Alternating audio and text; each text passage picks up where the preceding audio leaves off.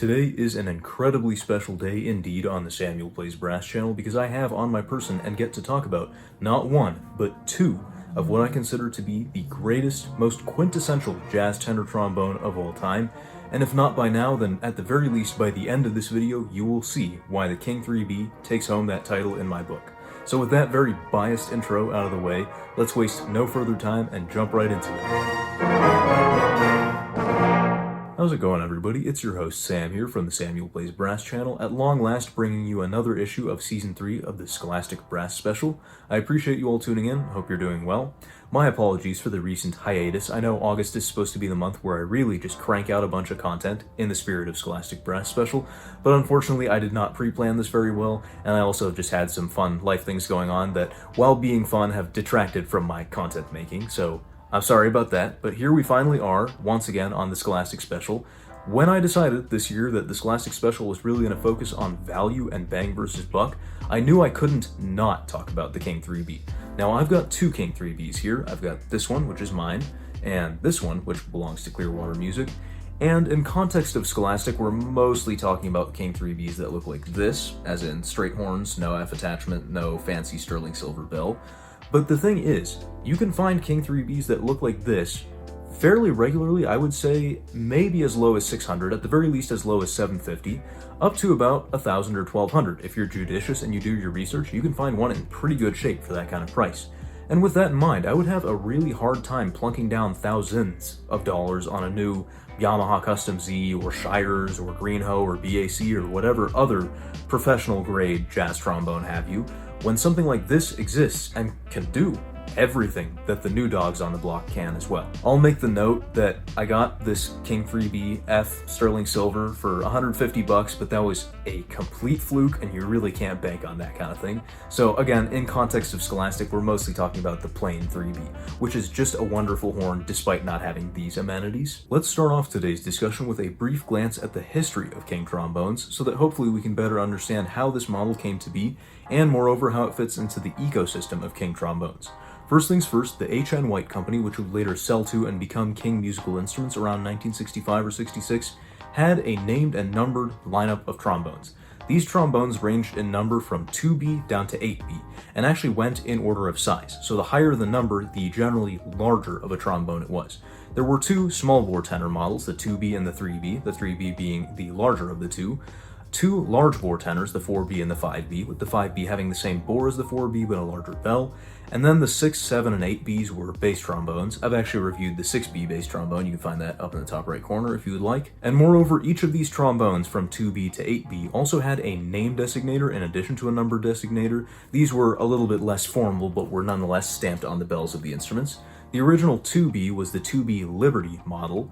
The large bore tenors, the 4 and 5, were respectively the Sonorous and Symphony models, and this 3B here is what's known as the Concert model. It was developed in 1951 as a response to people who wanted a larger variant of their 2B Liberty, and the name Concert is an interesting one because it is a sign of the times of the early 1950s, in the sense that back then it was much more normal to use a trombone of this size for your concert playing, whereas in modern contexts, outside of a few traditionalists, I think most people really do regard this as the quintessential jazz trombone, not concert trombone. Nonetheless, we'll get more into that later. Around the early 80s, 1980 or 1981 perhaps, the 3B designator turned into 2103. King did sort of a revamp on their model numbers and sort of combined them all under the 210 blank designator, where that blank, the last digit, is generally what came before the B in the old style. So a 2108 would be an 8B, a 2105 would be equivalent to a 5B, and so on. But nonetheless, King did eventually ditch that in about the mid-2000s, and this became the King 3B Legend series. Now, modern and legacy honorifics and model nicknames aside, the King Concert 3B has had a real star-studded cast of jazz trombonists using it over the years. Such famous names as J.J. Johnson and Tommy Dorsey are indeed closely tied to the King 3B, and for good reason. So with that in mind, let's introduce these two 3Bs in just a little bit more detail. Firstly, in my right hand, we have the standard garden variety King 3B. This one has a serial number in the upper 406,000s, which according to this serial chart here, places it right on the cusp between the earlier and latter halves of the 1960s, and moreover, This was produced in probably the last year that the H.N. White Company was formally around, so it says H.N. White on the bell rather than, well, I mean, it says King, but it wasn't made technically by King Musical Instruments, and it was made in Cleveland, Ohio, as opposed to the King Musical Instruments factory, which was in Eastlake, Ohio. On that note, here is our other 3B in my left hand. This one is a 3BF by virtue of having an F attachment, and moreover it is a 3BF Silversonic by virtue of having a bell made of sterling silver. This one's serial number is in the 449,000s, which is again 1960s, but squarely in the latter half of the 1960s. And this one indeed is a King Musical Instruments 3B made in Eastlake, Ohio. So at a glance, the quick rapid fire big three specs of the King 3B are that it takes a standard small shank mouthpiece, has a slide section bore of 0.508 inches, and has a bell diameter of 8 inches, or just under a handspan for me. With a little bit more detail and context, that bore of 0.508 is a little bit interesting. 508 bores are not nearly as common in the trombone industry as are even 500 bores, and generally a lot of jazz trombones out there have bores ranging from about 485 to 500, and many consider that to be sort of the golden sweet spot for jazz trombone playing, and some as a result consider 508 to be a tiny bit large, maybe bordering on medium bore trombone territory. I don't personally consider it to be that way. I've played a number of medium bore trombones with bores ranging from something like 515 to 522, 523, 525 is a common one. Those definitely, in my opinion, play pretty differently from something like a King 3B. But if you wanted a King 3B on a medium bore, a true medium bore that is, a 525, you could get the King 3B Plus. I have a good friend who really loves his 3B Plus after having struggled a little bit with 3Bs for a long time. He really liked the 3B, but as more of a bass trombonist and tuba player, he wanted something just a little bit beefier, and the 3B Plus delivered exactly what he wanted. We've got here a very fast and lightweight slide. I really tend to like King 3B slides. And we'll see that pretty much regardless of the variant, these vintage King 3Bs have nickel silver over sleeves as opposed to the yellow brass we see on the bell there. And this screw connector between the slide and bell section, unusually, is actually attached to the slide section, not the bell section. We'll see the bell section comes off without a screw piece attached to it. And that is, believe it or not, advantageous from an engineering standpoint. It took me a while to figure out why King would do it the opposite way of so many other companies, but it is nice from the perspective of when you set your instrument down, your hand tends to rub this way, and on many trombones that would loosen the screw. But in this case, it doesn't. It might tighten it if it's not already screwed on tightly enough, but if it's tight, it's just not going to move, whereas you go this way to unscrew it. One of the hallmark features of any King professional trombone is this beautiful curved brace here. You'll love to see it. As well as this reversed tuning slide here. We'll see the tubes face opposite ways on the top and the bottom. A normal King 3B will come with this counterweight here, whereas a 3BF with F attachment generally will not, as the F attachment provides a decent amount of extra weight as is. But the counterweight is removable via, I believe, this part here that is supposed to unscrew. Yeah, I'm not going to take it all the way off because it's a little bit of a hassle to put back on, but you'll see it is rotating pretty freely and coming loose. And now I've set down the 3B in favor of the 3BF so we can talk about some 3BF specific features. In that, we have an F attachment here. We have a standard circular rotor going to a standard closed wrap over here. The setup of this closed wrap is a little bit different than some brands in that we have two different pull slides here, which when each pulled to close to their maximum length, will actually pitch the trigger down from F to E.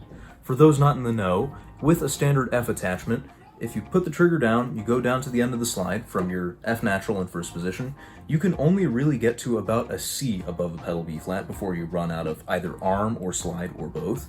And the trouble is, there's this pesky note in between C and B flat. You may have heard of it, it's called a B natural, and that note is inaccessible without a bunch of lipping down or a bunch of corrective work with your air, unless you extend the trigger by half a step. And the King 3BF does indeed allow you to do this, so you can get a fully chromatic range down to your pedal B flat. But as for the trigger itself, if I hold this trombone in an angle vaguely like playing position, we'll see, unlike many triggers, it hinges forward and back along a horizontal axis rather than around this post in a vertical axis fashion. This, to me, is ergonomically preferable. I have relatively short thumbs and not very flexible thumbs at that, so I really like this forwards and backwards motion. Feels nice to me. And then this trigger linkage design is also a little bit different from a lot of what we saw during this period. There are no strings involved here. Some of the later King 2103s did have string linkages if I remember correctly, but this one is just a metal trigger flange extending out to this plastic connector which then pins into the rotor collar. It's a fairly simple and elegant design, nothing wrong with it, and it certainly doesn't require any restringing, which is definitely nice. And I made the note that this isn't just a 3BF, but a 3BF Silversonic, and the Silversonic does indeed have its own special set of features that we'll talk about. In keeping with the name, the bell of this trombone is silver, unlike the lacquered brass color that we see on the standard 3B, but that doesn't just mean that it's silver plated, which is the case on many brass instruments. On this instrument, we have something fairly uncommon, which is a bell made of sterling silver.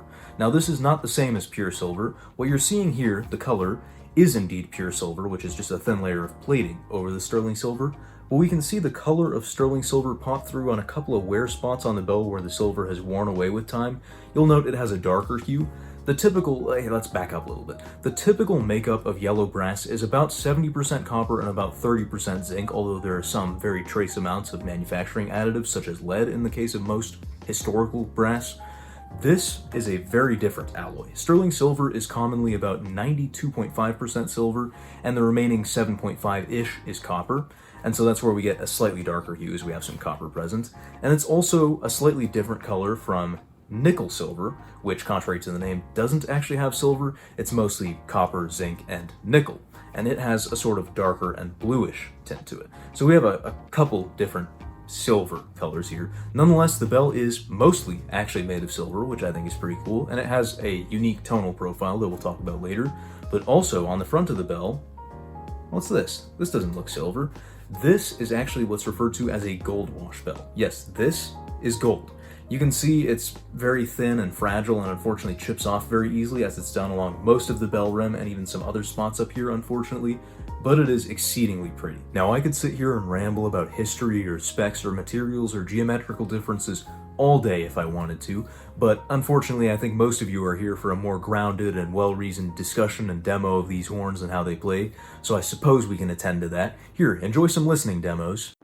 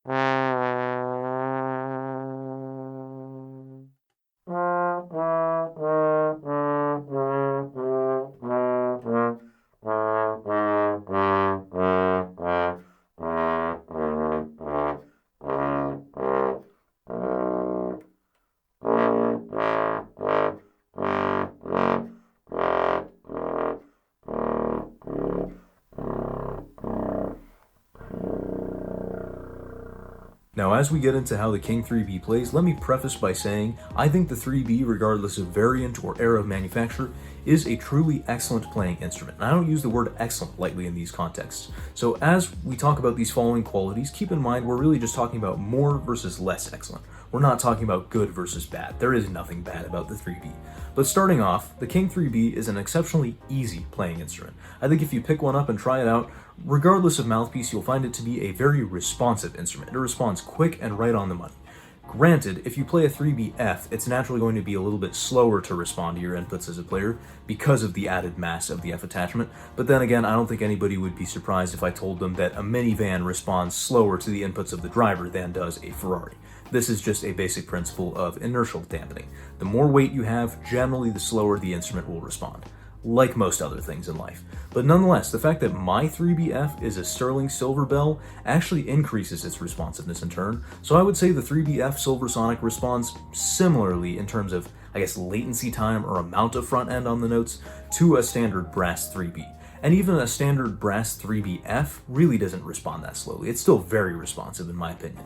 Like I said, less excellent doesn't mean bad. Range-wise, this is also a very receptive trombone. The high range is quite open and free. It's not the most open in the world. I think there are actually smaller jazz trombones that do a tiny bit of a better job up there, but again, this is less excellent territory, not bad. The really excellent thing about the King 3B's high register though is its firmness of slots. It's not as though you're super locked into the pitch. You know, you can do all your lip trills and lip slurs pretty easily on a 3B, as you would want to do on a good jazz trombone, but the slots, without being too tight, are very assertive. You can really lock into a nice high C and really drill it through the back wall.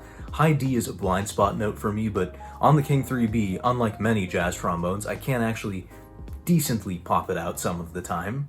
And honestly, everything up there just slots in a way that really makes me happy as a player and really makes me confident. And the low range is really something impressive for a small bore. I know it's 508, not 500, so it might not fit some people's definition of small, but nonetheless, it's a lot smaller than the 547 of a typical symphonic tenor trombone, but it barks like a symphonic trombone down there. I tested way down to the bottom of the 3BF. I even pulled out all the stops to get it down to that E attachment, and every single note down there is great and a lot of fun to crank. Moreover, the 3BF has a ridiculously wide dynamic range from absolutely whisper soft to loud enough to knock out somebody's hearing if you really push it. And something cool about the 3B, unlike most, not just trombones, but brass instruments in general, is just how true the intonation is, especially that D partial above the staff, naturally flat on every B-flat pitched brass instrument, save for a few really old cornets that for some reason play it sharp. That's a can of worms we're not going to get into, but the King 3B has a dead-on D partial. Aidan Ritchie mentioned this in a comparison between the King 3B and a newer Yamaha that is of similar spec. The Yamaha, like most trombones, was ever so slightly flat on the D, and as highly as I think of Yamaha and their consistency and their intonation throughout all their instruments, that does kind of track, whereas the King 3B's D is absolutely right on pitch. And in fact, I had some slotting issues when I first started playing on my 3BF more regularly as opposed to the trombones I was used to playing on beforehand, where I wasn't used to that D sitting where it needed to, and so my habit was to push it a little bit more than it needed to be, and I would often crack the note as a result. You can actually hear a little bit of that old habit creep back in on Spring Can Really Hang You Up the Most. On the straight 3B, the first D in that excerpt, you can hear me push it a little bit too high. It actually sounds a little bit jarring if you listen too closely to it. It's a little bit embarrassing, but I kept it just to show you how dead on that pitch is and how little you actually need to correct it. I think at this point a lot of you will be aware of the fact that I am a very sound-guided player regardless of the instrument that I'm playing, and if I'm endorsing an instrument this heavily, chances are it probably has a pretty good sound. And I'm sure it won't surprise most at this point to hear that the King 3B has the jazz trombone sound. I might even go as far as to say that the King 3B defined the sound for this genre. It really is the standard setter in my opinion. It's a relatively literal one in terms of player input. For instance, the upper register tends towards a zing in the sound if you push it, whereas it tends towards a light sort of sparkle or shimmer if you don't. But nonetheless, there is still a pretty consistent tromboniness throughout the whole dynamic range, if that makes any sense. Point being, if you've heard all the old jazz trombone records, you're hearing sounds that are probably very reminiscent of what you'd hear if you picked up a King 3B. There are a lot of small bore trombones that sound good, but I think few that have that true jazz sound that the King 3B does. I've talked about a variety of other horns that I think have a good jazz sound, but we're really talking about its own sort of echelon here with the 3B. Now, I would say that most King 3Bs sound quite similar at soft or medium dynamics, but your mileage can really start to vary in terms of tone if you take different variants of the King 3B and test them against each other.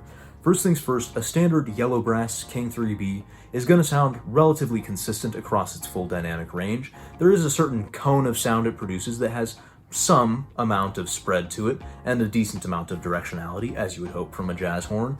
Whereas if you take a 3B Silversonic, once again, it sounds pretty similar to a standard brass 3B at softer dynamics, but when you push, it starts to form a narrower cone of sound. Unlike the brass that stays steadfast around here, it starts to go like that when you play it loudly. Now, a 3BF is going to have sort of the opposite effect. Once again, that trigger adds sort of a deadening effect to the instrument, and the cone starts to spread out and not project as far forward. But personally speaking, my 3BF Silversonic has pretty much the best of all worlds. I mentioned the response is a tiny bit slow due to the F attachment's mass, but it gets breadth at soft dynamics and it gets a lot of laser quality at the loud dynamics, which is pretty awesome. The 3B is also quite receptive to mouthpiece changes. Again, like I said, it maintains that general jazz trombone sound no matter what, regardless of the mouthpiece or the volume you play, but you can subtly adjust certain characteristics of the tone with a wider or narrower or shallower or deeper or wider throat mouthpiece. You can get it sounding pretty close to a classical horn with the Bach 5G. You can find a review of the Bach 5G up in the card if you'd like. You can get it to really peel paint with something like a Bach 12C or even a 7C. I was using a 4C and I thought it peeled plenty enough paint for my taste. But honestly, it does have the ability to peel paint even with a deeper piece like the 5GS. The 5G would really be pushing it, but that S variant is kind of nice. I really like that as just a general purpose mouthpiece. But regardless of variant or mouthpiece choice, or perhaps because it's so receptive to mouthpiece choice, I think the 3B is a real consummate pick for a huge variety of genres. Of course, it's amazing for a big band, whether solo, section, or lead. Depending on the mouthpiece, you can dial in the exact response or sound you want, but I think it's great for all of those, even if some people do prefer a King 2B for lead playing. I think in the combo, it absolutely excels. It is a wonderful jazz solo trombone. It's great for bebop, great for ballads, really anything in between. And honestly, it does a great job in all of the other pop, rock, ska, fusion type stuff.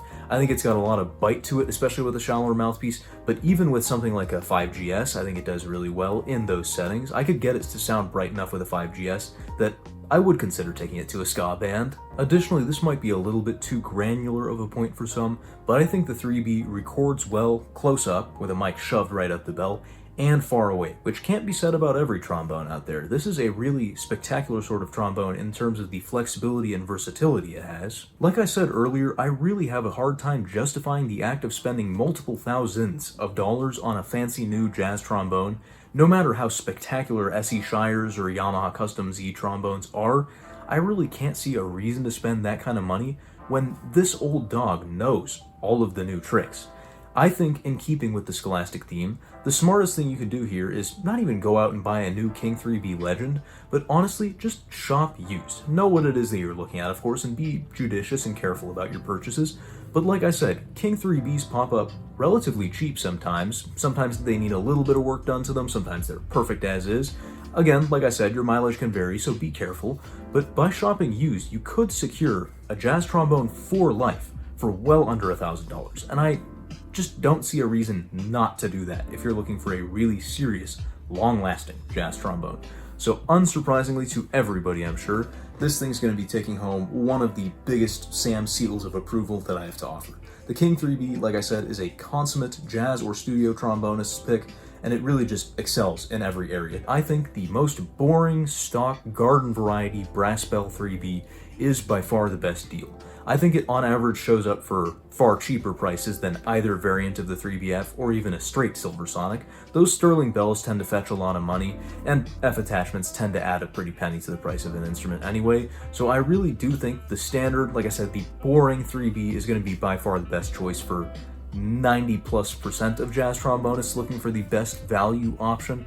Honestly, the 3BF is not really a necessity unless, for one thing, like me, you barely have the wingspan to get out to 7th position. Then, yes, it can be helpful. I do personally get a lot of mileage out of that trigger by virtue of warming up and cooling down in that range every single time I pick it up, and trying to incorporate those notes into my solos and whatnot, but like I said, it's really not necessary. And the Silversonic bell, yeah, it's cool, but no, it's not necessary. Like I said, the standard brass bell 3B responds amazingly, has a great sound, has the great open high register. There's nothing that you can't do without a Silversonic bell. I'm incredibly lucky to have my 3BF Silversonic, and I'm unfathomably lucky to have gotten it for $150 of all price tags out there. But I think for most people, the standard 3B will do just fine. All in all, I am probably one of the most avid supporters of the King 3B out there, but I think it's for good reason, and moreover, I hope I get to play this particular 3B till the day I drop or can absolutely no longer play music. This is a true gem, and I am so immensely grateful to be able to call it part of my collection. I hope you've enjoyed this deep dive on the King 3B. If you have, make sure to leave a like and a comment down below, and consider checking to see if you're actually subscribed to the channel, unlike the vast majority of my viewers. That's a lot of unsubscribed viewers, as you see there. So if you don't mind, if you're not subscribed, consider hitting that subscribe button and joining the club. It's a small gesture with a huge impact on the channel moving forward. Until next time, I appreciate you sticking around, and we'll see you on the flip side. Thanks for watching, everybody. If you want to support the creation of bigger and better content on the Samuel Plays Brass channel, have your name featured right here, and a whole host of other perks and benefits, then please consider pledging your support at patreon.com/SamuelPlaysBrass. For now, you can find more videos in the end screen cards to my left.